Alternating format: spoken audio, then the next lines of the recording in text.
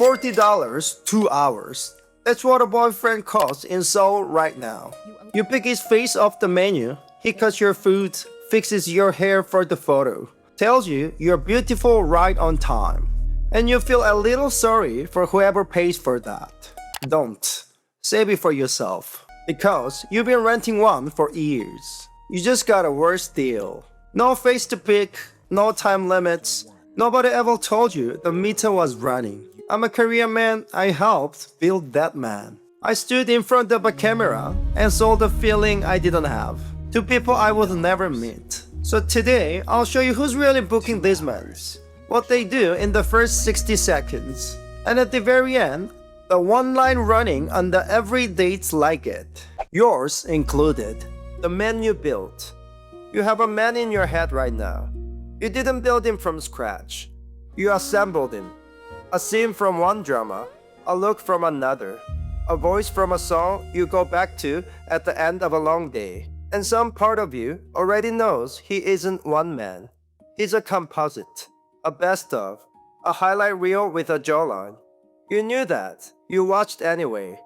Good. You should have. Because somebody built that composite on purpose and somebody got paid for it. I'm the somebody. I was an idol. A Korean boy band that had to debut in Indonesia because that was the only market that would take us. Korea wouldn't have us, not yet. Our first single was called Lagi Ketse. It means, roughly, looking good. And we weren't teenagers. I was 30 when we debuted. We all were, more or less. Grown men trained to act 19, because 19 is what sells. That was the whole message of the song. Look good, be wanted, don't ask why. The first time I performed it on live television, my manager gave me exactly one note backstage. She said, don't look at one girl too long. Look at the lens. The lens is all of them. So I found the lens. There's a move you learn in your first month. The red light jumps to the camera in front of you, and you point, you wink, you mouth 2 words. Only you. And that wink lands in a few 100,000 homes at the exact same instant. A few 100,000 women.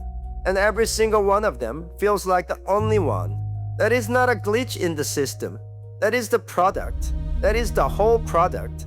And here's the part that's hard to say out loud. I was good at it.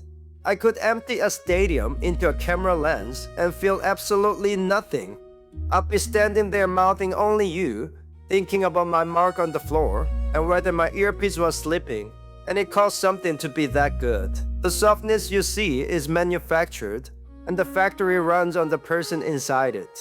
The diet. The smile you hold until your face aches. The silence about everything that's actually real. You become very easy to want and very hard to know. At the fan signings, they gave us about 8 seconds a person. 8 seconds to make a stranger feel remembered. Then a staffer's hand on your shoulder. Next, next, next. You learn to fake recognition. Oh, it's you. You came back. She never came back. I had never seen her. I would never see her again. But for 8 seconds, she was the only person in Jakarta. And that was the deal. That was always the deal. Years later, when we finally got our stage back home in Korea, there was a woman in the front row crying. Not screaming, crying. She had followed the whole long climb. Every year it almost didn't happen, and didn't, and didn't. She wasn't crying for the song. She was crying because the guy who kept failing had finally made it home. And here's the thing I still can't put down. By the time I reached that stage, I had already become the product. I stood in the exact spot she was crying for, counting my steps, finding the lens. She showed up for the person who didn't quit. I'd already traded him in for the wink. The music videos were worse, honestly. You spend 11 hours faking longing at a tennis ball on a stick because that's where her face gets dropped in later. More yearning, the director says, like she's walking out the door forever. There is no she. There is a tennis ball and a catering tray going cold in the corner. The final cut made grown women cry in 18 countries. So when I say you built a man in your head, understand me. I'm not laughing at you. I machine the parts. I shipped them. I winked at the camera that sold them. And this is the part that matters. This was never just my story. It's an industry. It's a system. And in Seoul, that system finally did the most honest thing it has ever done. It printed a price. And in a few minutes, you're going to find the same price tag in your own house.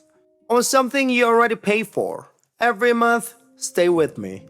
Here is how it actually works. And notice it doesn't feel sad at all.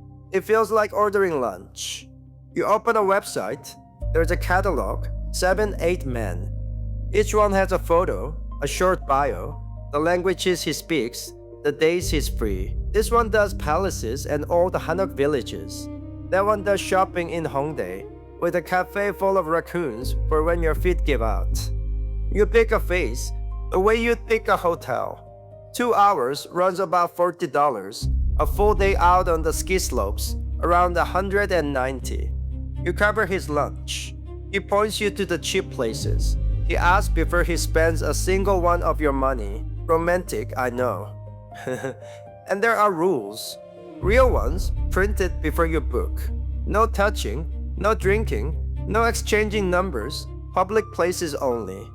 And those rules aren't really about safety, or not only. They're there to protect the fantasy.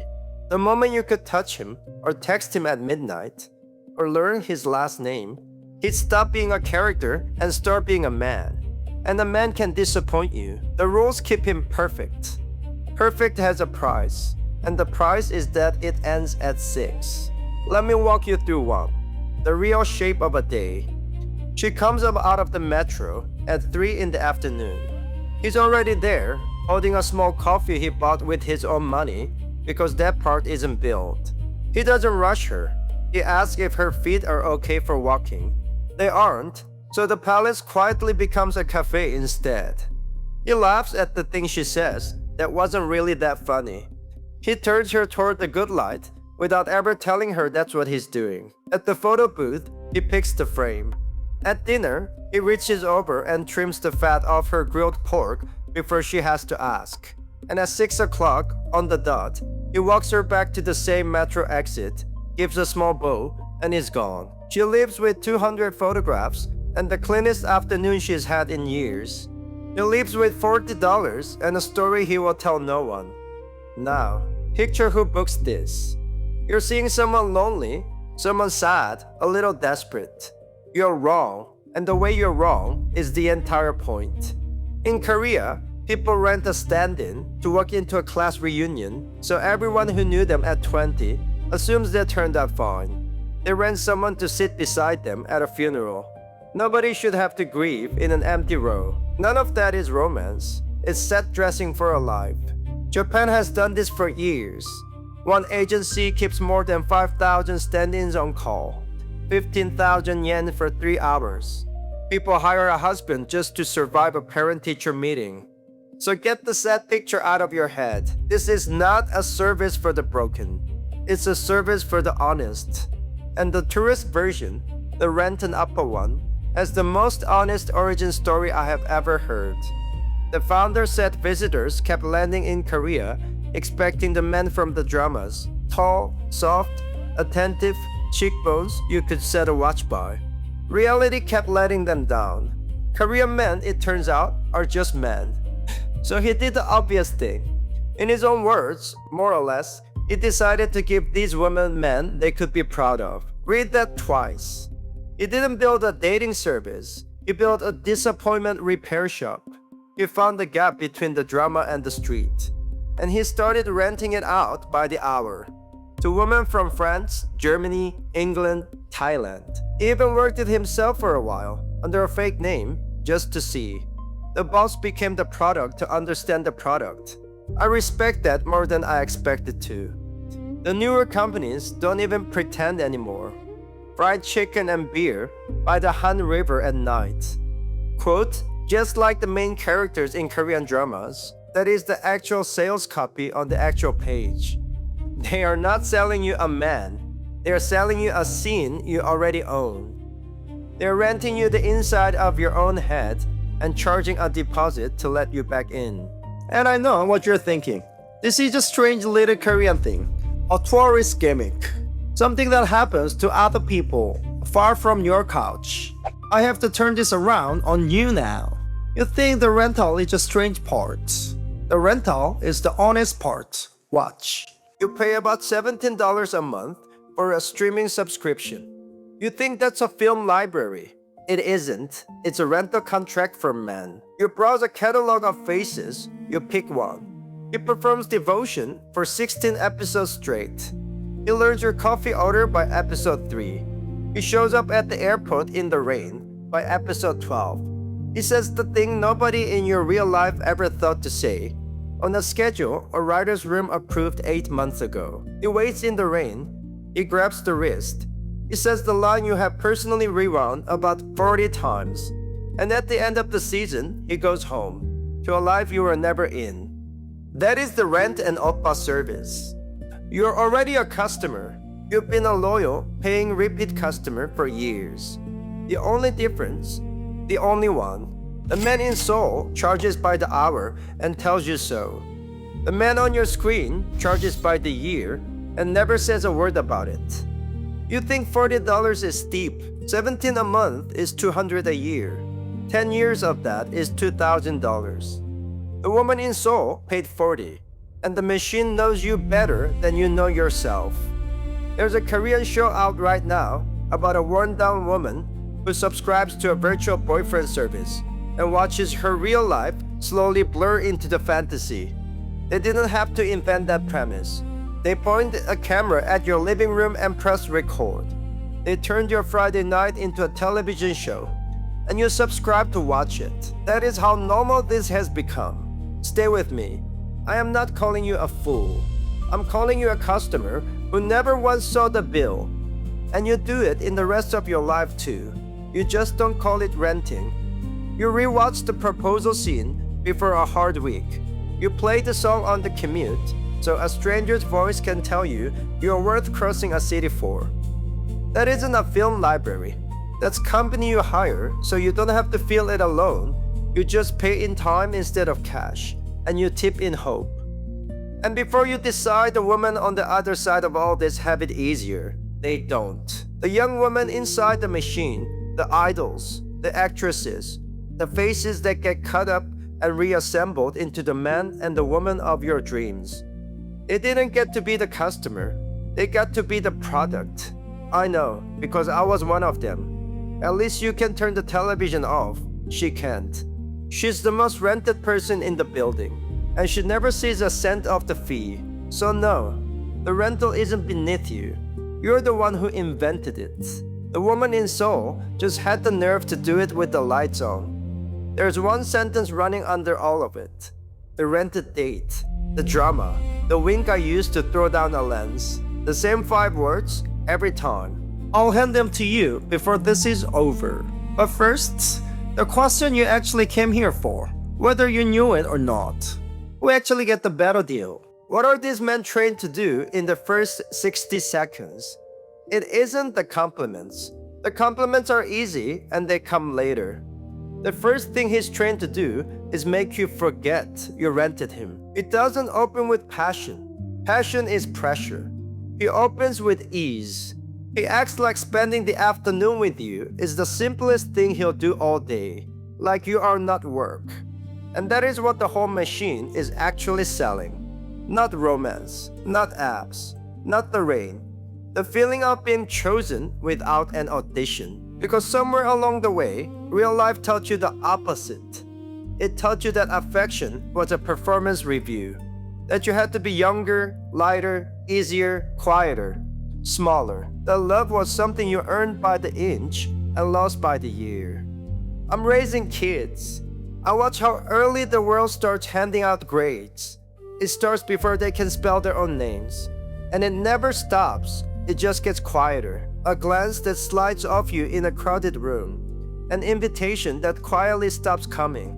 That slow education that you have become the background of your own life.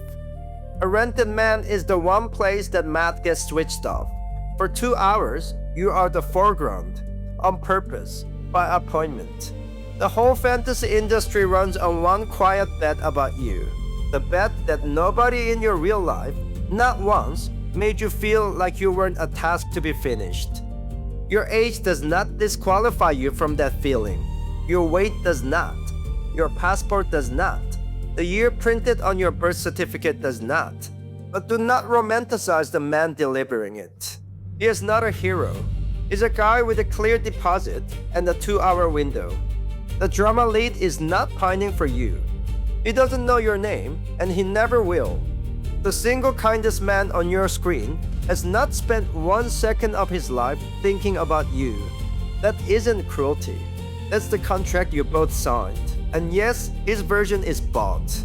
But so was every wink I ever sent down a lens, and nobody ever asked those women for a deposit. And strangely, that's exactly where your power is hiding. The moment you can see the meter loses its grip on you. The woman who knows it's a rental keeps her whole self. She enjoys the scene and keeps the receipt. The woman who thinks it's free hands over 10 years and calls the silence love. So here it is, the one line running under every one of these dates. The line that does all the work. It is not, I love you. It's quieter than that. And it's always some version of 5 words. I'm not doing anything else. That's the whole drug. You're not an interruption. You're the plan. And here's what I can't shake. When the rented man says it, it's true. For 2 hours, you really are the plan. He booked the day. He showed up. He found the door and walked through it. When your screen says it, it's a recording. He was never coming. He doesn't know your door exists. It was written by a committee, played by a man under contract, and shipped to your screen with the logo in the corner. He is the most expensive boyfriend you will ever have, and he was built to never once arrive. So ask it honestly, out loud if you have to. Who got the better deal? The woman who paid $40 for 2 real hours, or the woman who paid $2,000 for a man who was never coming? I'm not telling you to stop watching. I still watch. I'm telling you to watch like someone holding a receipt. Enjoy the scene. Know that it's a scene. Keep your money where you can see it. Tell me in the comments what's the line that gets you every time. The one a man, rear, or rented, or written said that made you feel just once like you weren't work. I want the exact word. Stay real, because that's what I crave. This is Sibong Records. See you in the next episode.